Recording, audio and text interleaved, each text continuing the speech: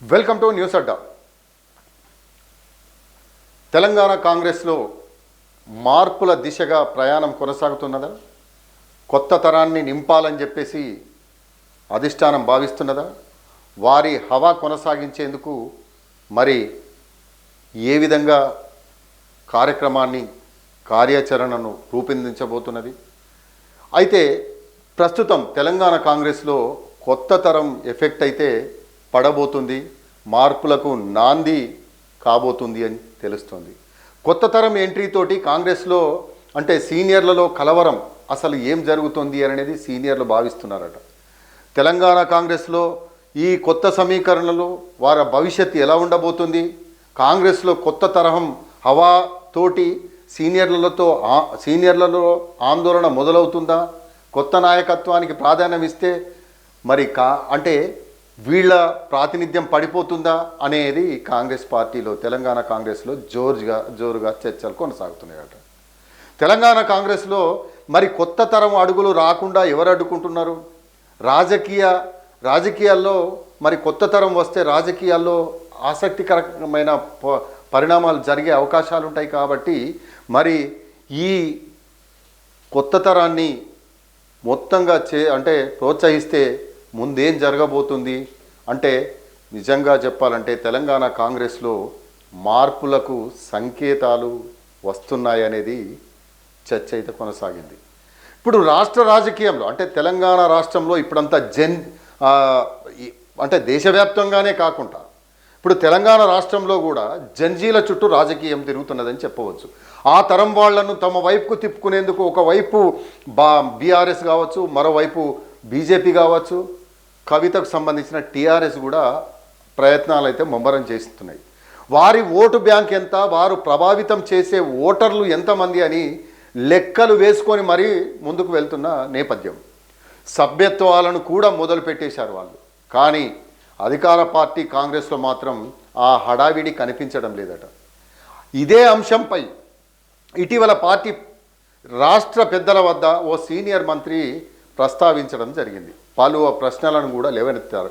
పార్టీకి ఉన్న జంజీల బలం ఎంత, వారికి ఇస్తున్న ప్రయారిటీ ఏమిటి, ఇంకా పాత సిద్ధాంతాన్ని పట్టుకొని ఎన్నాళ్ళు వేలాడతామంటూ పరిస్థితిని ఆయన సవివరంగా చెప్పారట.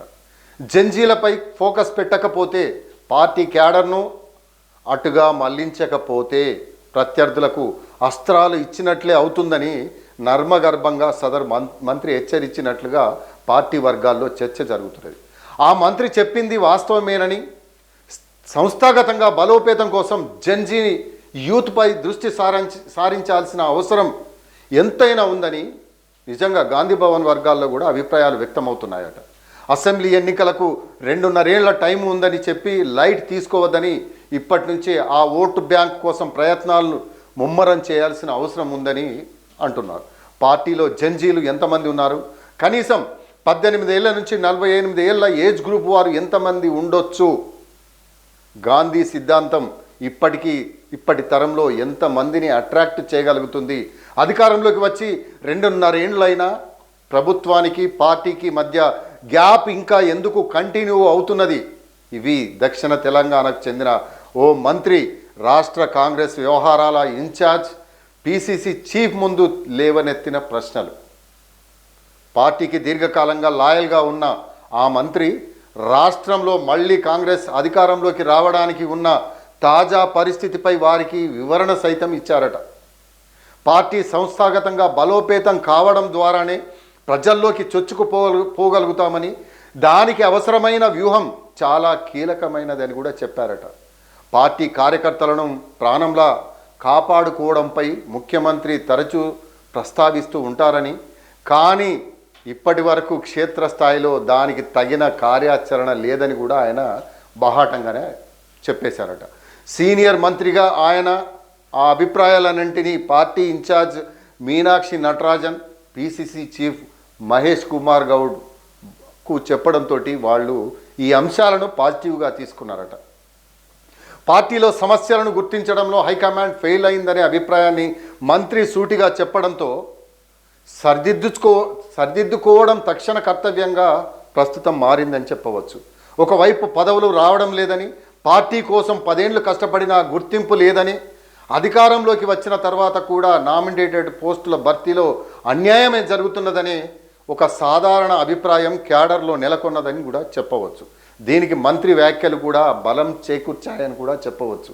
లీడర్లకు క్యాడర్కు మధ్య ఎక్కడ గ్యాప్ ఉన్నదో తెలియాలంటే తగిన ఫోరం మీద చర్చించాలని, ఆ చర్చల్లో వచ్చే అంశాలు అభిప్రాయాలకు అనుగుణంగా తగిన నిర్ణయాలు తీసుకోవడానికి వీలవుతుందని పార్టీ ఇన్ఛార్జ్ పిసిసి చీఫ్కు మంత్రి సూచించినట్లు సమాచారం. అసలు చర్చే జరగకపోతే పార్టీ కార్యక్రమాన్ని రూపొందించుకోవడమే సాధ్యం కాదని కూడా తేల్చి చెప్పేశారట. పార్టీని ఓన్ చేసుకునే వాళ్ళని పట్టించుకోకపోతే లీడర్లు క్యాడర్లు దూరమవుతారని, దిద్దుబాటు చర్యలు తీసుకోకుంటే భవిష్యత్తులో క్షేత్రస్థాయిలో పార్టీకి వాయిసే ఉండదని ఆయన అభిప్రాయపడ్డారట. పార్టీ పదవుల కంటే ప్రభుత్వ పదవులు తీసుకోవాలనే ఎక్కువ మందికి కింది స్థాయి లీడర్లు క్యాడర్ ఆలోచిస్తున్నారని, ఆ తర్వాత పార్టీకి సర్వీస్ చేసే మెకానిజం తగ్గిపోతుందని, దీనిపైనే మేధో మదనం చేయాల్సిన అవసరాన్ని సదరు మంత్రి చెప్పినట్లుగా తెలిసింది. ఈ విషయాలన్నింటినీ సీరియస్గా చర్చించాలనే అభిప్రాయానికి వచ్చినట్లు కూడా తెలుస్తోంది. మంత్రి ముక్కుసూటిగా చెప్పిన విషయాలపై నాయకత్వం ఎలాంటి యాక్షన్ ప్లాన్ రూపొందిస్తున్నదన్నది ఇప్పుడు ప్రస్తుతం కీలకంగా మారింది. కాంగ్రెస్ పార్టీ గాంధీ భవన్ దాటి బయటికి రాలేకపోతున్నదనే అభిప్రాయానికి బలం చేకూర్చే తరహాలో మంత్రి వ్యాఖ్యలు చేసినట్లు సమాచారం. ఈ వ్యాఖ్యలతో ఇన్ఛార్జు పిసిసి చీఫ్ ఆలోచనలో పడ్డట్టుగా తెలుస్తోంది. ఆర్ఎస్ఎస్ను తిట్టడం వల్ల ప్రయోజనం ఉండదని, క్షేత్రస్థాయిలో ప్రజల మనసును గెలుచుకోవడానికి బీజేపీ సిద్ధాంతాన్ని ప్రచారం చేయడానికి ఆర్ఎస్ఎస్ తీసుకుంటున్న చొరవను పరిశీలించడంపై ఈ సమావేశంలో ముగ్గురి మధ్య చర్చ జరిగినట్లు సమాచారం. కాంగ్రెస్ కార్యక్రమాలు మాత్రం ఎన్నికలకు కేవలం 3 నెలల ముందు మొదలవుతుందని, ఎలక్షన్స్ అయిపోగానే పార్టీ పునాది గురించి మర్చిపోవడం రొటీన్ ప్రాక్టీస్గా మారిందన్న అంశం ప్రస్తావనకు రావడం జరిగింది.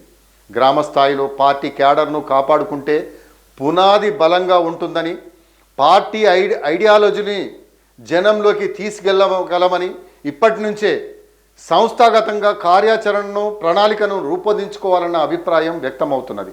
గాంధీ భవన్ను దాటి ప్రజల్లోకి వెళ్ళినప్పుడే పార్టీ బలంగా ఉంటుందన్నది ఆ సమావేశం సారాంశం. గాంధీ సిద్ధాంతాలు గొప్పవి అయినప్పటికీ కొత్తగా పుట్టుకొస్తున్న సంస్థలు ఏవైతే తరాల యూత్ మాత్రం నియో నేషనలిజంపై చర్చిస్తున్నారని పార్టీ ఇన్ఛార్జ్ పిసిసి చీఫ్ వద్ద సదరు మంత్రి ప్రస్తావించినట్లు కూడా సమాచారం. కాంగ్రెస్ పార్టీ తన సిద్ధాంతాన్ని వివరించే అంశం ఎలా ఉన్నా జెన్జీ ఆలోచనలకు తగ్గట్టుగా ఆల్టర్నేటివ్ నెరేటివ్ క్రియేటివ్ చేయకపోతే జనంలోకి విస్తృతంగా చొచ్చుకుపోలేమనే చర్చ కూడా కొనసాగుతున్నది. పార్టీలోని సభ్యత్వాన్ని పరిశీలిస్తే కొత్త ఓటర్లు యువకులు 18 నుంచి 40 సంవత్సరాల ఏజ్ గ్రూప్లో ఉన్నవారు ఎంతమంది ఉంటారని మంత్రి ప్రస్తావించడం జరిగింది. ఈ తరం ఓటర్లను చదువుకున్న యువతను పార్టీ అట్రాక్ట్ చేయలేకపోతున్నదని, పార్టీ సిద్ధాంతం నచ్చి వచ్చినప్పటికీ వారిని పట్టించుకోవడం లేదన్న అభిప్రాయం ఉన్నదని గుర్తు చేస్తున్నారు. దీన్ని పార్టీ వైఫల్యంగానే భావించాల్సి ఉంటుంది. ఉన్నవారిని నిలబెట్టుకోవడం, కొత్త వారిని అట్రాక్ట్ చేయడం నిరంతరం జరగాల్సిన ప్రక్రియ అది.